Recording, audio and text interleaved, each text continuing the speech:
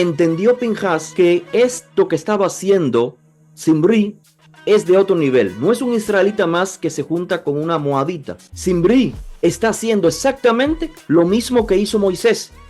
Casarse con una midianita, y sabe que a eso Moisés le va a calar fondo, le va a calar en su corazón, en sus sentimientos, y él no va a sentirse capacitado para sentenciar a muerte a un israelita que está haciendo lo mismo. No acudió Pinhas a los jueces, él mismo toma en sus manos la ejecución. Incluso, para que vean qué fuerte es esta descripción del texto, la palabra en hebreo kbatá, que se traduce como el estómago de ella, lo más probable es que sea un eufemismo que indica obviamente algo más. Si te parece fuerte todo esto que hemos leído hasta entonces, creo que aún no has visto nada.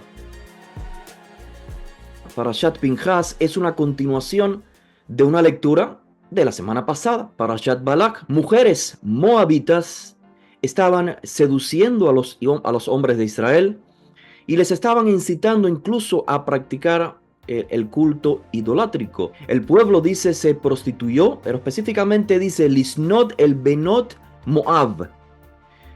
O sea, se enfatiza que la prostitución del pueblo de Israel fue con Benot Moab, las hijas de Moab. Y dice, ellas invitaron al pueblo a los sacrificios de las deidades de ellas. Y finalmente dice, se postraron a las deidades o ante las deidades de ellas, los dioses de ellas. A tal extremo que el texto sigue diciendo en el verso 3, todo Israel se asoció con Baal Peor. Y entonces dice que la ira del Eterno se encendió contra Israel. Verso 4, el Eterno dijo a Moshe, toma a los jefes del pueblo, o sea, las cabezas del pueblo, y ejecútalos públicamente. Luego dice cómo se iba a llevar esto a cabo. Dice, Moshe dijo a los Shoftei Israel, a los jueces de Israel, que cada uno mate a aquellos de los suyos que se habían unido a Baal Peor. Fíjense la sentencia. Los jueces de Israel tienen que llevar a cabo esta matanza, pero dice de los propios suyos, que cada juez, que cada uno mate a aquellos de los suyos que se habían unido a Baal Peor. Seguido a esta orden, en el verso 6, dice el texto, comienza con la expresión hebrea vehine, o sea, seguido, justamente después, he aquí, mira lo que pasó. Un israelita tomó a una midianita. Notemos la definición de esta mujer. Las moabitas, dice el texto, estaban incitando a la idolatría a los israelitas. Los israelitas estaban prostituyendo y además cayendo en la idolatría. Y ahora, una mujer midianita es tomada por un israelita. Este dice que la presentó a sus parientes. El israelita presenta a la midianita, no a la moabita, a sus parientes. Y dice el texto, notemos con precisión, Le'ene Moshe ule'ene kol adad bene Israel. Presentó a esta midianita ante los ojos de Moshe, en presencia de Moshe, del resto de los ojos de toda la comunidad de los hijos de Israel. Y entonces, ¿qué pasó? ¿Qué estaba haciendo un grupo de personas con Moshe? Estaban estos hombres fieles con Moisés llorando a la entrada del Ohel Moed, que es la tienda del encuentro. Así que en esta parashá, en el capítulo 25, el verso 14, se describe justamente quién era este hombre israelita y quién era aquella mujer midianita, que en la parashá anterior simplemente se mencionó hombre israelita, mujer midianita. Ahora en esta parashá se nos dice que eran personas que tenían un alto estatus en la sociedad. No solamente tenían nombre propio, sino que traían consigo toda la carga de alto estatus social de sus ancestros. Por ejemplo, Zimri es llamado es descrito con el nombre también de su padre, Zimri ben Salú. jefe de una casa paterna de la tribu de Shimón. La midianita es llamada Cosbi, hija de Tsur, y dice que este Tsur era cabeza de su pueblo, Midian. Entonces dice el texto que Pinjas, nieto de Aarón, fue justamente tras este hombre de Israel, este simonita, lo siguió, entró en la alcoba donde estaba él y la midianita, los atravesó, dice el texto literalmente, a los dos, al hombre de Israel y a la mujer por su estómago. Es una fuerte descripción de la ejecución que ha hecho motivado por un celo Pinjas. Repito, no acudió Pinjas a los jueces. Él mismo toma en sus manos la ejecución, pese a que él no es un juez.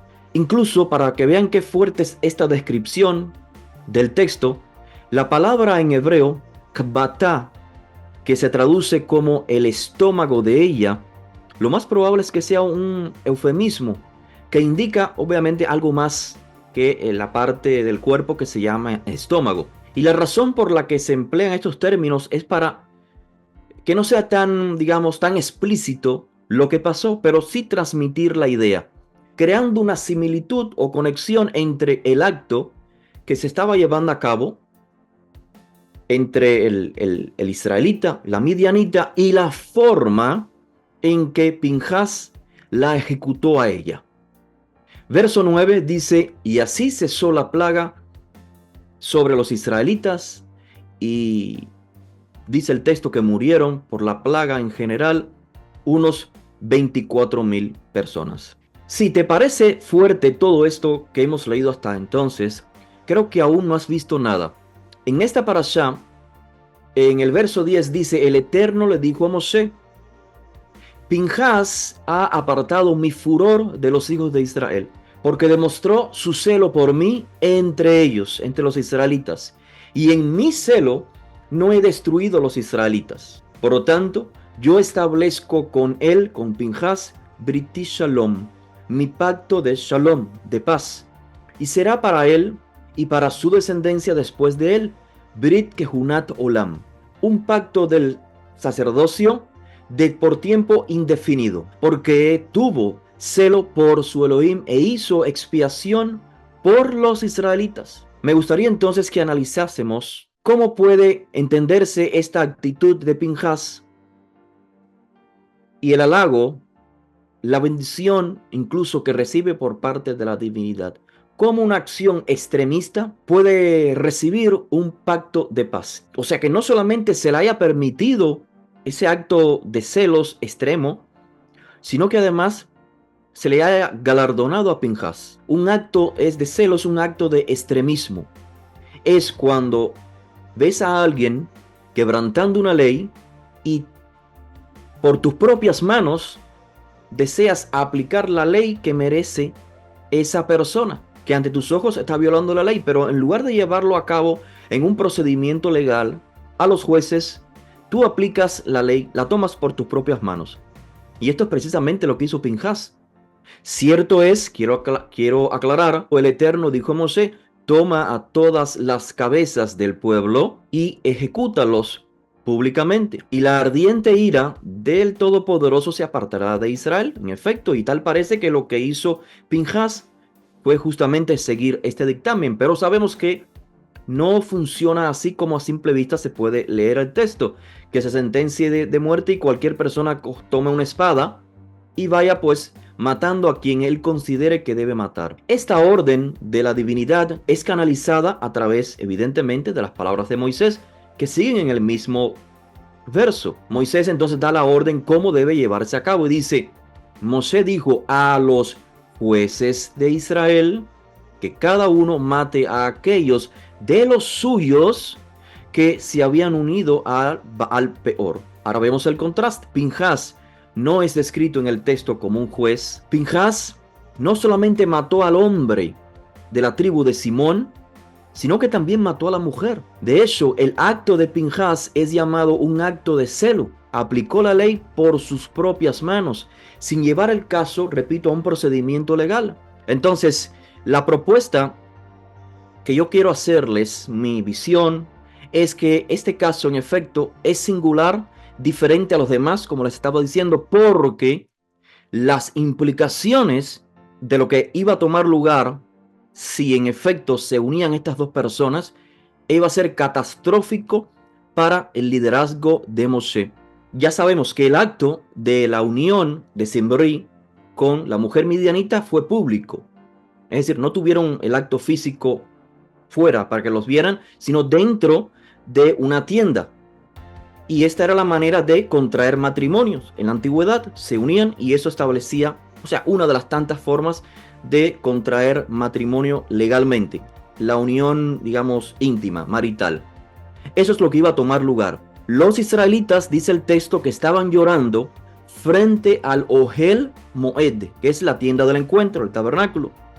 Moshe, según el texto de la Torá, permanece callado ante acto tan bajo en que los israelitas, siendo elegidos como nación ejemplar, que no deben contraer matrimonio con otras mujeres de otros pueblos, no porque éstas sean malas o buenas, sino porque tienen un legado. Y una mujer de otra nación, si vive como con la conducta que ella recibió de su otra nación, no es compatible con el legado de los israelitas. Por esa razón no debían contraer matrimonios mixtos. Entonces, Moshe está callado todo el tiempo. Y por supuesto, Moisés es el líder, por excelencia es el juez. Y si él calla, el resto de los jueces también están callados. La pregunta es, ¿por qué Moshe calla? Como decía Yair, y otros participantes se preguntaron, ¿por qué está Moshe callado? ¿Por qué todos callados? ¿Por qué no lo detienen si solamente es un hombre? Contra un montón de hombres israelitas fieles a Moisés que estaban llorando, dice, frente del lugar sagrado. Entonces el texto describe, es el énfasis mayor que quizás algunos no notan, que mientras las moabitas son las hijas de Moab, dice el texto, son las que estaban teniendo estas relaciones íntimas. Pero en este caso dice que Zimri tomó a una midianita, una mujer midianita. ¿Por qué razón Moisés está, digamos, en shock? Porque Moisés se había casado con una mujer midianita. Es porque se está aparentemente repitiendo la historia. Un príncipe de los israelitas está tomando una midianita.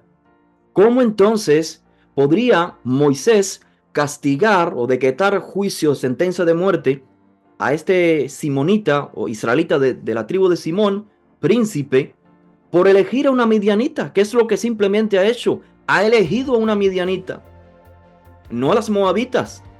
¿Cómo puede Moisés decretar sentencia cuando él mismo eligió una midianita? Los mandamientos, cuando fueron revelados en Sinaí, donde se dictaminó que no se pueden casar los israelitas con gente de otra etnia, ya Moisés estaba casado con la midianita. Así que alguien no podría acusar a Moisés por haber cometido un error, porque en el momento que Moisés toma la midianita, no estaba aún decretado que eso no se podía hacer. Por otra parte, también podemos sugerir que Zipporá, la midianita, se adhirió a los conceptos que Moisés tendría de la divinidad, del Dios de Israel, y acató quizás sus costumbres. Es una posibilidad. Por eso entonces es que creo que Moisés y los que estaban con él estaban en silencio. Moisés quizás sintió que él mismo no era capaz de sentenciar a alguien por algo que él mismo había hecho, porque él había tomado una midianita, y es muy probable que el hecho de que Zipporá, la esposa de Moisés, se marcha con Yitro, regresa a Midian, como lo leímos en paraciones anteriores, puede ser justamente porque Zipporá, la midianita, esposa de Moisés, no quería seguir a Moisés. Entonces Moisés se siente en ese, digamos, incapacidad de castigar a alguien por algo que él mismo ha hecho. Y por ello los que son fieles a Moisés, los jueces, también están llorando. Por eso me gustaría presentar este episodio como un ataque al liderazgo de Moisés, y que nadie alrededor pueda hacer nada. Incluso quisiera profundizar un poco más. En la Torá se emplea el término Cuba, no Cuba, como la isla de Cuba, sino Cuba, para describir la tienda en la que Zimri, el israelita simonita, llevó a la midianita, donde ingresaron para concretar la unión de ambos. El término Cuba, los hallazgos arqueológicos, quizás Yair, si tenga información, sé que él es un especialista en esa área, pueda abordar un poco más, pero tengo entendido, bueno, lo he leído de expertos, que Cuba significa, en efecto, en el Oriente Próximo, o sea, en el suroeste el suroeste de Asia y el noroeste de África, antes de que se estableciera el Islam en aquellas tierras. Cuba es el mismo término semítico para describir una tienda de campaña, pero establecida con fines sagrados, donde se guardaban artículos sagrados. Así que es muy probable que se haga este contraste entre Moisés, los jueces llorando en el Ohel Moed, en la tienda del encuentro sagrada, el lugar sagrado de los israelitas, y a Zimri, príncipe de los israelitas, teniendo un matrimonio, juntándose con una midianita en una tienda sagrada. Ya no es el tabernáculo, ya no es el Ohel, sino Cuba. Todo esto indica, creo que aporta un poco más a esta visión que les transmito, que se está tratando de atacar el liderazgo de Moisés. Recuerden que Moisés no va a entrar, ya se le dijo a Moisés, no vas a ingresar a la tierra de Israel. Y este Zimri posiblemente tenga ese deseo de ocupar el rol de Moisés, y ahora siendo instrumentado por los líderes de Midian para crear quizás alguna unión entre ambos. El asunto quizás era más político, la unión de un príncipe de los israelitas con una princesa de los midianitas. Y aquí entonces viene el meollo del asunto. Llega Pinhas con su actitud celosa, extremista. Se sale de la normativa, cómo se debería de llevar a cabo la sentencia de muerte. Creo que Pinhas comprendió en ese justo momento, él no podía, como israelita, Pinhas, esperar a que Moisés decrete una sentencia de muerte contra Zimri, que la merecía según el decreto divino. Pero Pinhas entiende que Zimri está haciendo exactamente lo mismo que hizo Moisés, casarse con una midianita, y sabe que a eso Moisés le va a calar fondo, le va a calar en su corazón, en sus sentimientos, y él no va a sentirse capacitado para sentenciar a muerte a alguien, a un israelita que está haciendo lo mismo. Entendió Pinhas que esto que estaba haciendo Zimri es de otro nivel. No es un israelita más que se junta con una moabita. Es un israelita, repito, un individuo que se está uniendo con una midianita. Y lo que hizo Pinhas, me gustaría sugerirles que no fue porque ese individuo, Zimri, merecía la muerte, que sí la merecía. Pero lo que hizo Pinhas fue para mostrarle a todo el pueblo que estaba callado y llorando que lo que hizo el simonita era atacando a Moisés particularmente. Pinhas estaba dándole entonces un soporte al liderazgo de Moisés. Sí, el extremismo es incorrecto en términos generales, pero hay momentos cuando la ley, por alguna razón, no se está llevando a cabo, o por cualquier razón, como en este caso, que Moisés, el juez por excelencia, se sintió incapaz de sentenciar a alguien por algo que Moisés mismo había hecho. Y entonces, en ese momento preciso en que la ley se queda sin manera de llevarse a cabo, el extremismo no solamente se permite, sino que el extremismo llega a ser concebido como una mitzvah, como muchos de ustedes decían anteriormente. Y lo que confirma esto es el Brit Shalom, el pacto de paz que hace la divinidad para con Pinhas. Pinhas salvó el liderazgo de Moisés cuando éste quedó en shock, y por lo tanto Pinhas trajo el Shalom entre el pueblo de Israel y Moisés. y así pasa la historia.